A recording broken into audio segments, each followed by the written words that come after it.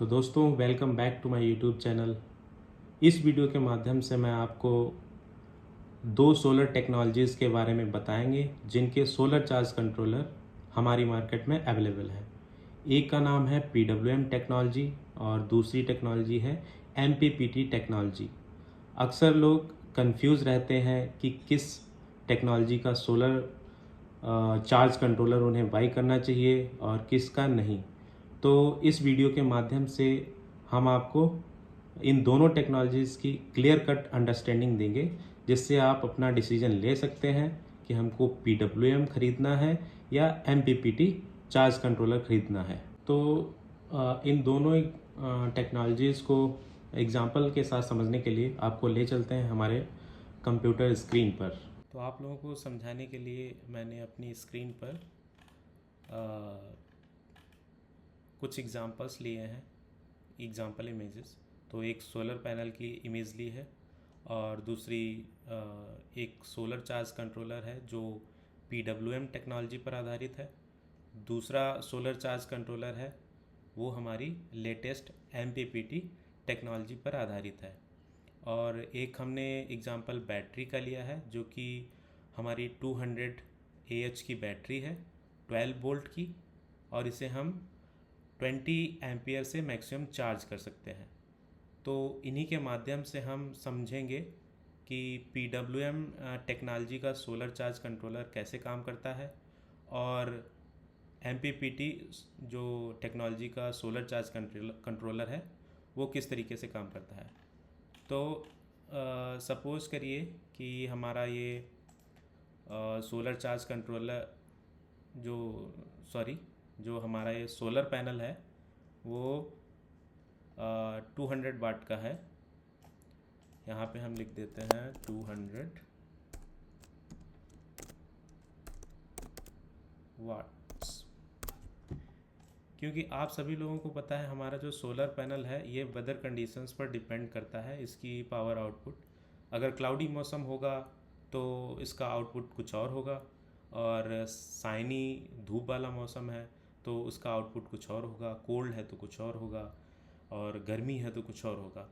तो यहाँ पर हम मान के चलते हैं हमारे केस में कि हमारी वेदर कंडीशंस जो हैं वो कुछ इस तरीके से हैं कि ये हमारा 200 वाट का सोलर पैनल जो है वो 18 वोल्ट और 10 एम्पियर की पावर जनरेट करके दे रहा है। तो एक्चुअली इसे समझने के लिए एक हम सिंपल पावर कैलकुलेशन के फार्मूले को जान लेते हैं। तो यहाँ पर मैं स्क्रीन पे आपको लिख के दिखाता हूँ जो हमारी वाट में पावर कैलकुलेट होती है वो कैसे कैलकुलेट होती है। तो इसको हम ऐसे लिखेंगे, power equals to voltage into current. तो ये हमारी वाट में पावर्स निकल के आई जो सोलर पैनल से हमको मिल रही है। तो इस फार्मूले का यूज़ करके हम यहाँ पे आपको समझाएंगे कि ये PWM चार्ज कंट्रोलर हमारा कैसे काम करता है। तो इसको मैं यहाँ से हटा देता हूँ और अपना PWM चार्ज कंट्रोलर यहाँ पे लगा दिया और यहाँ पर हमारी बैटरी लगा दी। तो अब यहाँ से सपोज करो सोलर पैनल से हमारा जो है जो पावर है PWM चार्ज कंट्रोलर को मिल रही है और चार्ज कंट्रोलर से हमारी बैटरी को जा रही है, तो इससे हमारी बैटरी चार्ज हो रही है। अभी मैंने आपको बताया कि हमारा सोलर पैनल जो है वो हमको 18 वोल्ट और 10 एम्पियर राइट नाउ दे रहा है। तो हमारी जो पावर कैलकुलेशन आई वो 180 वाट्स की आई। इसको थोड़ा सही कर देते हैं, वाट्स की आई।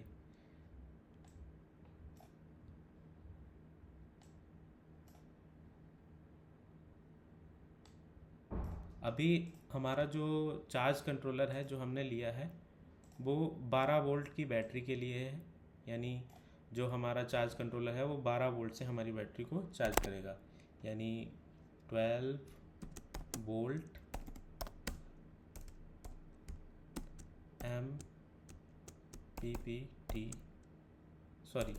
PWM charge controller.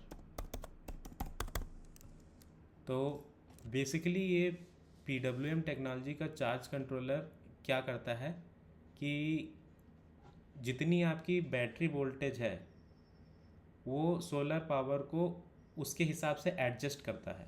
अगर ज़्यादा आ रही है तो उसको क्लिप कर देता है, बाहर कर देता है, और वो हमारी वेस्ट होती है। तो हमारे केस में हमें 18 वोल्ट यहाँ पे मिल रहे थे सोलर पैनल से, बट ये क्या करेगा, ये हमारा इनको घटाकर 12 वोल्ट और 10 एम्पियर में कर देगा, जो हमारी पावर को कर देंगे 120 वाट।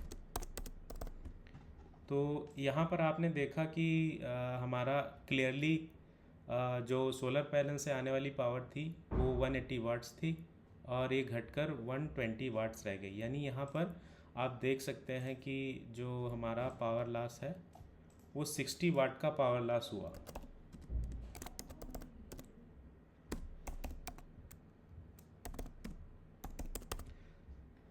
सिक्सटी वाट का पावर लॉस यहाँ पर हुआ।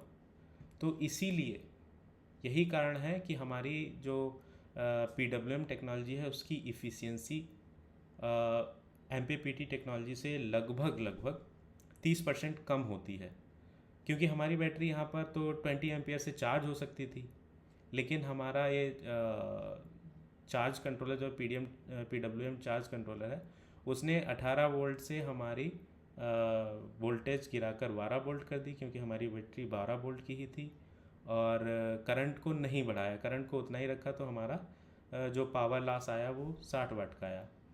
बट जो हमारा MPPT चार्ज कंट्रोलर है वो बिल्कुल यहाँ पर ऑप्टिमाइजेशन करता है और मैक्सिमम पावर ही बैटरी को देता है।